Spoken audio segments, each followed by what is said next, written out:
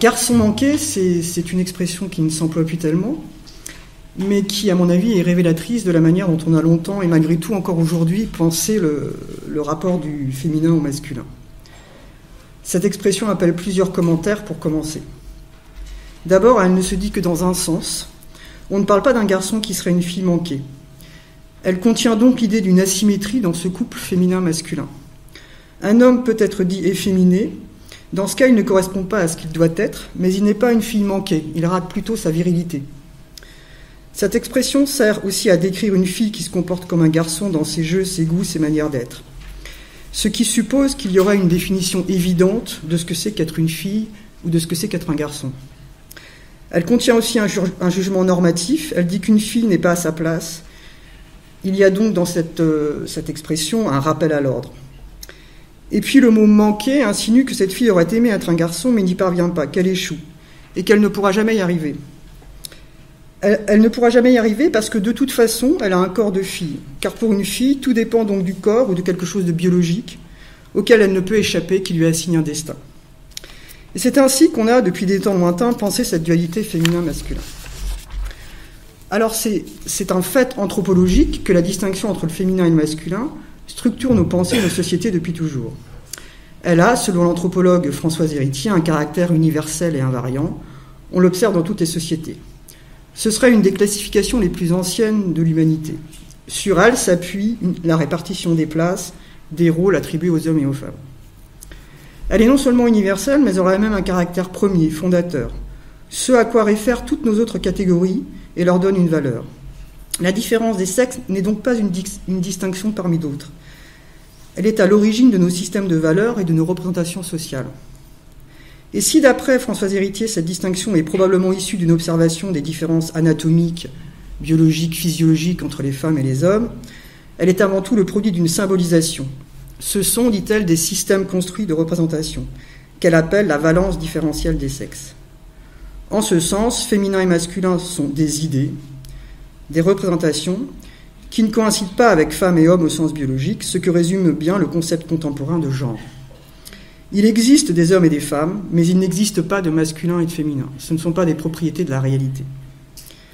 À partir du constat d'une différence biologique visible, indéniable, l'homme a fabriqué une idée de ce qu'est la femme et de ce qu'est l'homme, mais une idée qui produit des effets dans la réalité. Et c'est pour cela que ces deux idées ou définitions du masculin-féminin ne peuvent être pensées que relativement l'un par rapport à l'autre. Ce qui a été construit symboliquement, ce n'est pas l'idée de la femme, puis l'idée de l'homme, et l'idée de l'homme, mais l'idée de leur relation, du rapport de l'un à l'autre dans le cadre d'une vie sociale. Et si on analyse la manière dont cette pensée de la différence masculin-féminin s'est élaborée dans l'histoire, on remarque que l'un des termes est, pourrait-on dire, encore plus relatif que l'autre, doublement relatif. Le rapport entre les deux est dissymétrique au sens où c'est avant tout le féminin qui serait défini par rapport au masculin. Le masculin est donné comme premier, le féminin vient en second, comme Adam vient avant Ève, comme dans la mythologie grecque, dans la théogonie d'Hésiode, il y eut d'abord un monde, âge d'or, paraît-il, d'hommes sans femmes. Et l'un, le féminin, a été pensé par soustraction de l'autre, sur le mode du moins d'eux, défaut d'eux, auquel il manque ce qu'a l'autre. Quoi que soient les hommes, les femmes ne le sont pas, résume la penseuse féministe américaine Andrea Dworkin. Donc, finalement, la femme est toujours un homme manqué. Ce qui veut dire aussi que l'homme au sens du masculin serait un être potentiellement complet, achevé, lui, qui constitue la référence. L'humanité est mâle et l'homme définit la femme relativement à lui. À l'inverse, l'identité de la femme est dérivée, négative. Elle sera donc privée de ce qui doit constituer un être humain à part entière. Au caractère masculin appartiendrait, au moins à titre de potentialité, traditionnellement les vertus comme la capacité intellectuelle, la raison, la puissance, le courage, la maîtrise de soi. Toutes ces qualités définissent ce qu'on appelle la virilité.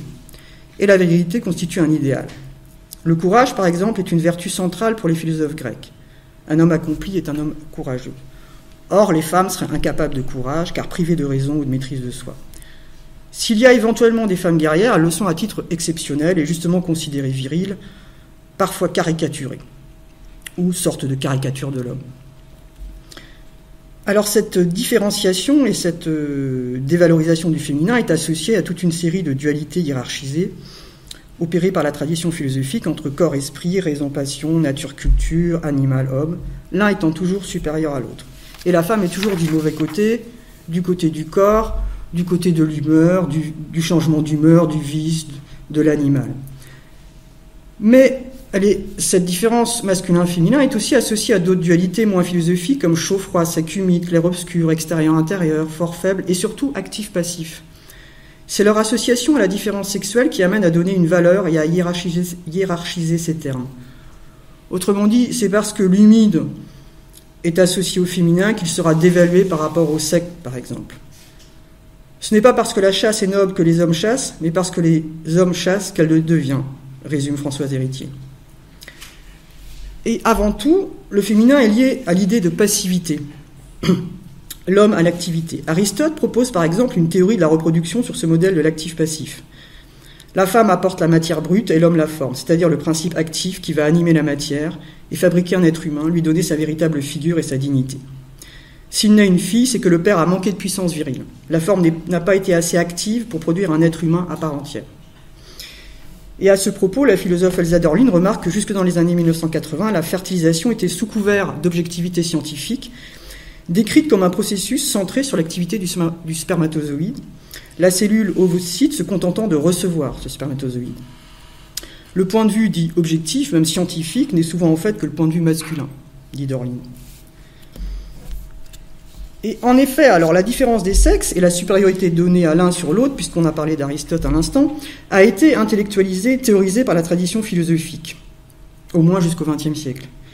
Et sur ce point, la philosophie déçoit. Elle reprend naïvement, mais dans un langage plus élaboré, des préjugés qu'elle est censée, depuis Socrate, interroger.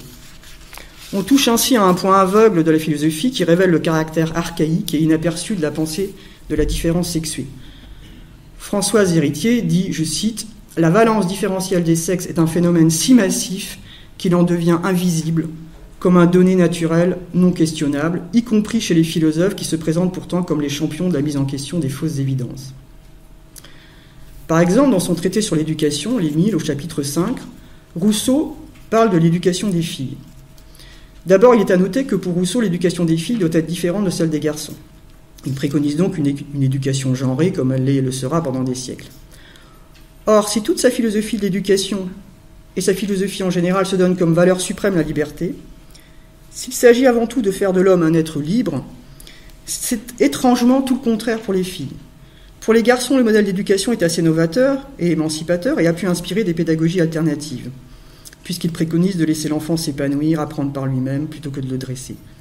En cohérence avec l'ensemble de sa philosophie, le garçon doit gagner en autonomie, ce qui suppose de lui apprendre à ne pas se laisser corrompre par la société qui est le règne de la comparaison et du paraître. Il faut donc éduquer les garçons à l'authenticité et les rendre capables de s'émanciper des apparences sociales. Or, pour la fille, c'est tout l'inverse. Éduquer une fille, c'est lui apprendre légitimement, donc c'est comme ça qu'on doit faire, à se soumettre, à obéir et à n'exister que pour les autres, en l'occurrence les hommes. Car les femmes n'ont naturellement, dans leur définition même, qu'une existence relative. Ce ne sont par nature et par vocation, dit Rousseau, que des êtres de réputation. On doit donc apprendre aux filles à paraître davantage qu'à être, car finalement, elles n'ont pas vraiment d'existence authentique. Toute l'éducation des femmes, dit-il, écrit-il, doit être relative aux hommes. Et ici, tout est dit de la condition féminine. L'homme a un corps mais peut l'oublier. Ses vertus sont avant tout spirituelles, morales, intellectuelles. La femme est d'abord un corps qui apparaît aux autres. Elle n'est faite que pour être vue, ce qui paradoxalement la rend invisible d'un point de vue politique. Les femmes ne participent pas au pacte social chez Rousseau. Elles sont, dit-il, un agrément social, mais pas un sujet politique de droit. Certes, il y a un pouvoir des femmes, reconnaît quand même Rousseau, mais c'est juste le pouvoir de séduire, de plaire, et non pas le pouvoir d'affirmer une existence autonome. Il faudrait ainsi éduquer les filles conformément à leur nature, leur apprendre à paraître et à se soumettre. La soumission est à la fois donc la tendance naturelle de la femme et ce qui lui est prescrit, la norme, l'idéal, l'un découlant de l'autre. Dans le cadre beaucoup plus tard, dans le cadre d'une théorie du psychisme féminin, on trouve aussi chez Freud cette idée d'une carence de nature chez la femme. Il y aurait, selon Freud, une psychologie des femmes enracinée dans une expérience originelle et douloureuse d'un manque, celle de l'absence de pénis. que toute petite fille est censée ressentir à un moment de son développement. Ce qui fait que toute fille souffrirait d'un complexe de masculinité, on peut dire. Donc, toute fille est un garçon manqué. Il s'agit, selon Freud, d'un processus naturel, inévitable, qui produirait chez la femme une frustration, une insatisfaction ou un défaut narcissique structurel, et un désir de ce dont elle manque naturellement, un désir de phallus. Alors le phallus, dans la pensée psychanalytique, ce n'est pas le pénis. Le phallus a une fonction symbolique, c'est une fonction symbolique, celle du père, du pouvoir, de l'autorité. Théoriquement, il peut être porté par n'importe qui, il y a, dit-on, des femmes phalliques, mais quand même, tout cela est dérivé du fait d'avoir un pénis ou pas. La femme phallique s'approprie illégitimement, artificiellement, quelque chose qu'elle n'a pas naturellement. Comme si la tentative de Freud pour se débarrasser de l'idée d'une domination naturelle, en faisant du pouvoir une fonction symbolique dans ce concept donc de phallus, ne pouvait aller jusqu'au bout. L'histoire d'avoir un pénis ou pas sert à confirmer par le corps, le biologique, derrière le symbolique, l'autorité finalement naturelle du mâle et du père. Et ce qui est présenté comme un défaut anatomique serait la cause d'une névrose spécifiquement féminine, une passivité, un masochisme, une impuissance à sublimer notamment, que seul le fait d'enfanter un fils peut partiellement guérir. Mais dire que la destinée des femmes est fondamentalement dictée par leur anatomie est déjà une interprétation, une construction, une projection masculine en termes d'absence de quelque chose qui ferait de l'existence d'un pénis un achèvement, une complétude. Freud n'a à aucun moment l'idée que cela pourrait être l'ordre social, les sociétés telles qu'elles se sont constituées qui fabriquent ce malheur des femmes.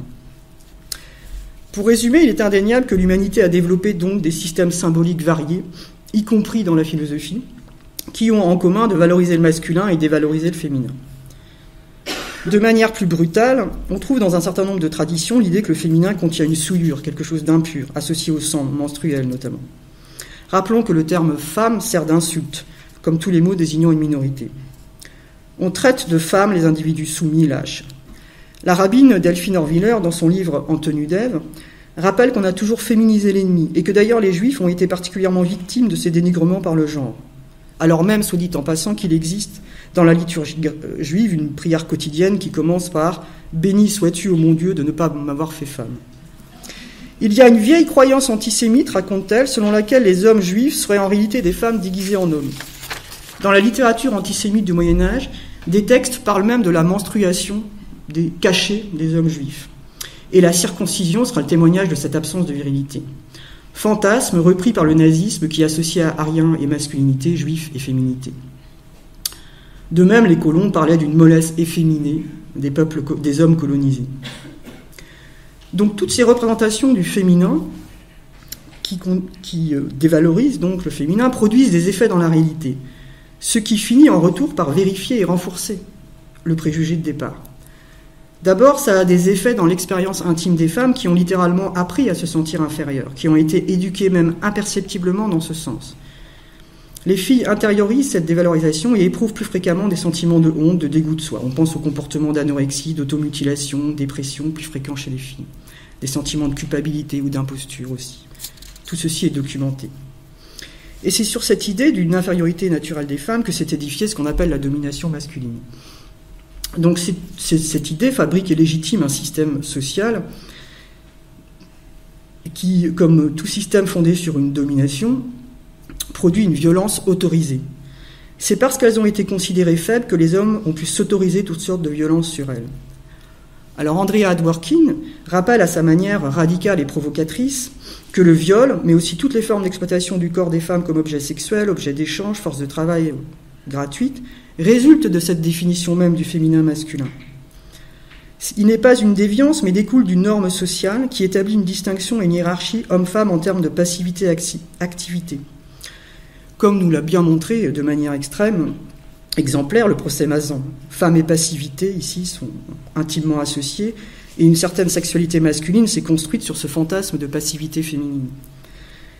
Dworkin rappelle que la pratique du viol existe depuis toujours, mais aussi les mutilations du corps des femmes, qu'elle explique par le fait que la domination des hommes doit être visible, marquée sur le corps des femmes comme sur celui des esclaves. Toute oppression est infligée, dit-elle, par le corps de l'un sur le corps de l'autre. Tout ceci nous paraît évident aujourd'hui au terme de luttes féministes et de travaux intellectuels qui ont permis d'en prendre conscience. Alors comment faire aujourd'hui donc avec cette différence du féminin masculin. Une piste possible parmi les multiples luttes féministes consisterait à affirmer ou retrouver la puissance cachée des femmes. Dworkin appelle à une transformation radicale, à la fois sociale, politique, dans les institutions, les mœurs, et aussi à une transformation intérieure. La femme doit sortir de cette passivité masochiste dans laquelle on l'a depuis toujours enfermée. Les femmes doivent retrouver leur pouvoir de se définir elles-mêmes, le pouvoir de nommer, de dire la violence masculine. On pense aux différents mouvements de prise de parole contemporains. Elles doivent désapprendre la passivité, cette haine d'elle-même inculquée de mère en fille, et retrouver leur fierté. Il faut donc reconquérir cette visibilité. Et cela suppose peut-être de rappeler le pouvoir des femmes, qui existe en réalité, même s'il n'est pas reconnu. Il ne s'agit pas simplement, dit Dworkin, de conquérir des droits à l'égalité, même si c'est indispensable, mais aussi de donner à voir et de donner à entendre cette force qui existe déjà, le courage physique de porter et mettre au monde des enfants, celui d'entretenir des vies, de soigner, de nourrir, d'aider à mourir, de perpétuer la vie, ce que la pensée anglo-saxonne résume dans le terme de care. Alors oui, peut-être que cette puissance existe bien, mais a toujours été occultée. Et on pourrait, pour aller dans ce sens, émettre l'hypothèse, pour terminer, que l'infériorisation des femmes, contenue dans l'idée du féminin, est le revers du sentiment de leur puissance. À la figure de la femme soumise et passive, car par nature défectueuse et inférieure, c'est toujours associé dans le même temps aussi celle d'une femme mystérieuse, puissante, effrayante. On la trouve dans un certain nombre de traditions et de mythes. Delphine Orwiller, encore, raconte qu'à l'origine, 2 versions de la Genèse coexistent dans les premiers chapitres de la Bible. Dans le premier récit, Dieu crée l'homme et la femme en même temps. Première version, supplantée par un deuxième, Dieu crée Adam, puis Ève dans un deuxième temps. Les commentaires et la littérature rabbinique ont tenté de concilier ces 2 récits. Selon une légende juive, une première femme aurait précédé Ève, appelée Lilith, déjà mentionnée dans les mythes mésopotamiens et cananéens. Cette femme, apparue en même temps qu'Adam, et non pas après, possédera une puissance démoniaque et maléfique, menaçante. Selon une autre légende rabbinique, Lilith aurait été expulsée de la Genèse car refusant de se soumettre à Adam. D'où la création d'une seconde femme plus docile. Ce double récit et ces légendes interprétatives sont assez fascinants. Ils donnent l'idée d'une autre femme derrière la femme, égale à l'homme et aussi forte, sorte d'ombre menaçante derrière toute femme soumise. Et Freud parle lui aussi, d'ailleurs, pour revenir à Freud, d'une peur archaïque du féminin en l'homme. Ce qui peut paraître étrange, car si la femme se vit d'abord comme étant privée d'attributs virils, comment peut-elle en retour faire peur aux hommes ? L'homme redoute d'être affaibli par la femme, d'être contaminé par sa féminité et de se montrer alors incapable, écrit Freud. Les femmes auraient alors la capacité de faire perdre leur puissance aux hommes, de les déviriliser. Et une légende à propos des sorcières disait qu'elles volaient le pénis des hommes. Donc, cette idée-là d'une puissance cachée des femmes peut faire écho à l'hypothèse de Françoise Héritier, selon laquelle la domination masculine s'est fondée paradoxalement sur une puissance, sur le sentiment d'une puissance première des femmes, et notamment sur la capacité des femmes à enfanter, mais surtout à enfanter des fils, donc des êtres d'un autre sexe. Tout vient bien donc d'une asymétrie biologique réelle, effective, mais inverse. Les hommes se seraient sentis, selon Françoise Héritier, dépossédés du pouvoir de se reproduire eux-mêmes, de fabriquer d'autres hommes. Et c'est de ce sentiment ancestral de dépossession que sera né le désir de s'approprier ce pouvoir dont le corps est le ventre des femmes. C'est le lieu même d'une supériorité qui devient le lieu de l'infériorité dominée, dit Françoise Héritier. D'où le caractère essentiel de bouleversement anthropologique inouï qu'est la réappropriation de leur corps par les femmes, le droit à la contraception et à l'avortement. Et d'où aussi les réactions masculinistes auxquelles on assiste aujourd'hui, puisque tout ceci renverrait à quelque chose d'archaïque dans l'histoire humaine. Archaïque, c'est-à-dire premier, très ancien, difficilement nommable, dont découle le reste et qui résiste.